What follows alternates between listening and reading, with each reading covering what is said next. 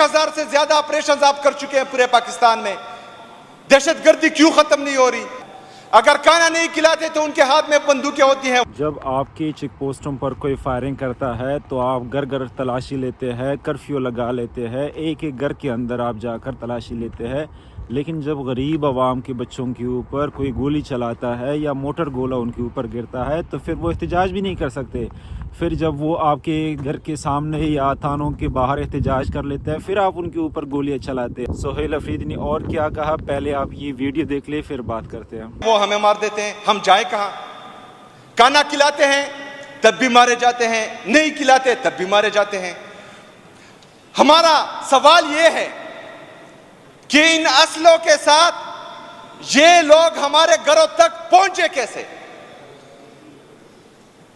सबसे पहले और सबसे बड़ा मुतालबा कि ये लोग हमारे घरों तक पहुंचे कैसे? बॉर्डर तो आप लोगों की जिम्मेदारी है, फेंसिंग तो आप लोगों ने की है। 50 से ज्यादा, 100 से ज्यादा एक लंदन प्लेन में एक दफा फिर इन दहशतगर्दों को, इस दहशतगर्दी को खैबर पख्तूनख्वा में कुछ डॉलरों के एवज लाया गया। हम चीखते रहे, हम चिल्लाते रहे। मैडम स्पीकर साहिबा, गुड और बैड में हम नहीं पढ़ते, लेकिन ये जब आए, इनको लाया गया प्रोटोकॉल के साथ। आज मेरे तिरा के ये हालात है कि रात को बंदूकें के साथ बंदूकें उठाकर कुछ लोग आते हैं घरों पर कि हमें खाना खिलाओ। खाना खिलाते हैं तो सुबह को जो है हमारे फौजी भाई आ जाते हैं कि खाना क्यों खिलाए, उनको उठा लेते हैं। 2018 में DGI-SPR का बयान है कि हमने ऑपरेशन कर दिया है और ये सारे इलाके क्लियर हो चुके हैं। बाजावर भी क्लियर था, खैबर भी क्लियर था, वजीरिस्तान, कुरम, औरंगज़ई, हमारे जितने भी FRs थे सब क्लियर हो चुके थे। लेकिन रिजीम चेंज ऑपरेशन, ये मैडम स्पीकर साहबा, अगर कोई बंदा, कोई शख्स असले के साथ मेरे घर पर आता है तो ये इनका इंटेलिजेंस फेलियर है, ये मेरा फेलियर नहीं है। अगर बॉर्डर पर फेंसिंग के बावजूद ये लोग मेरे पाकिस्तान में आते हैं तो ये मेरा कसूर नहीं है, ये इनका इंटेलिजेंस फेलियर है। इनकी मर्जी से आते हैं, ये मुलविस हैं इनमें। मैडम स्पीकर साहिबा, जब ड्रोन अटैक होता है, नीचे मासूम लोगों की जानें जाती हैं, ये कोलेटरल डैमेज का नाम दे देते हैं। वहां पर मासूम बच्चे होते हैं, वहां पर बच्चे यतीम होते हैं, वहां पर हमारी माएं बहनें बेवा होती हैं। कोलेटरल डैमेज बेगैरती का नाम दे देते हैं ये लोग।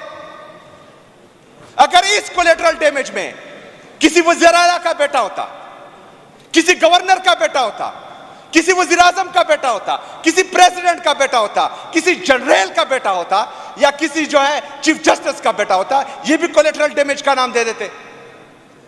आपके चेक पोस्टों पर हवाई फायरिंग होती है, हमारे नाक में दम हो जाता है, कर्फ्यू लगा देते हैं, घर घर सर्च ऑपरेशन हो जाता है।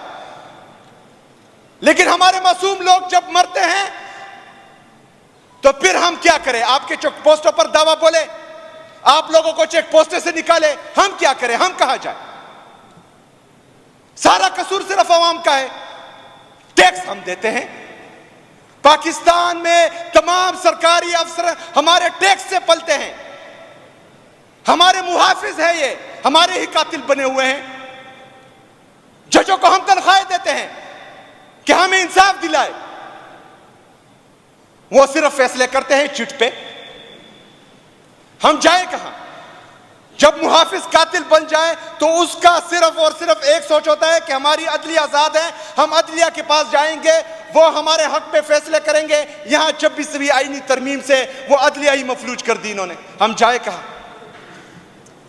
एक ही तरीका था हमारे पास कि हम पुरअमन मुजाहिरा करें। तिरा में हम लोग निकले, हमने एहतजाज किया, वहां पर इस मिलिट्री फोर्सेस ने हम पर सीधी फायरिंग की, 13 से ज्यादा लोगों को जख्मी किया, 5 से ज्यादा लोग वहां शहीद हुए। 15 लाख रुपए का ऐलान कर देते हैं, बात खत्म।